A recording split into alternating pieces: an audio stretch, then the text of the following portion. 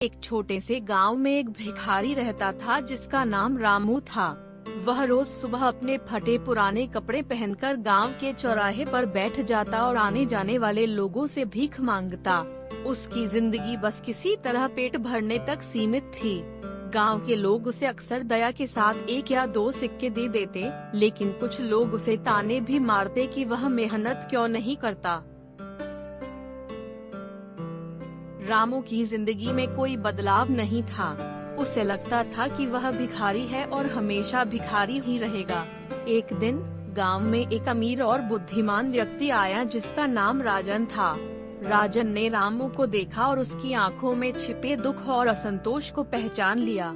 राजन ने रामू से कहा, तुम्हारी हालत देखकर मुझे लगता है कि तुम कुछ बड़ा कर सकते हो। क्या तुम वाकई अपनी जिंदगी ऐसे ही गुजारना चाहते हो? रामू ने उदास स्वर में जवाब दिया, मेरे पास कुछ नहीं है साहब, मैं क्या कर सकता हूँ। राजन मुस्कुराया और बोला, तुम्हारे पास सबसे बड़ी संपत्ति है तुम्हारा दिमाग और मेहनत करने की क्षमता। अगर तुम चाहो तो अपनी जिंदगी बदल सकते हो, बस तुम्हें एक शुरुआत करनी होगी। रामू ने झिझकते हुए पूछा, कैसे? राजन ने उसे एक योजना दी। उन्होंने कहा, तुम्हारे पास भीख में जो पैसे मिलते हैं उसमें से थोड़ा थोड़ा बचाओ। उस पैसे से एक छोटी सी चीज खरीदो जिसे तुम बेच सको। धीरे धीरे तुम्हारा काम बढ़ेगा। रामू ने राजन की सलाह मान ली। उसने रोज भीख में मिले पैसों में से कुछ पैसे बचाने शुरू कर दिए।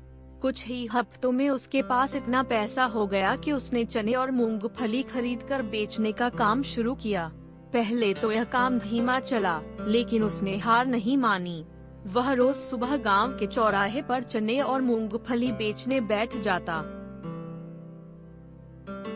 धीरे धीरे रामू का व्यापार बढ़ने लगा।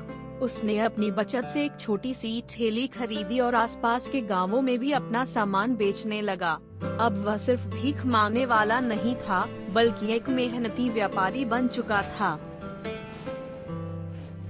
रामू ने महसूस किया कि मेहनत और सही दिशा में सोचने से कुछ भी हासिल किया जा सकता है।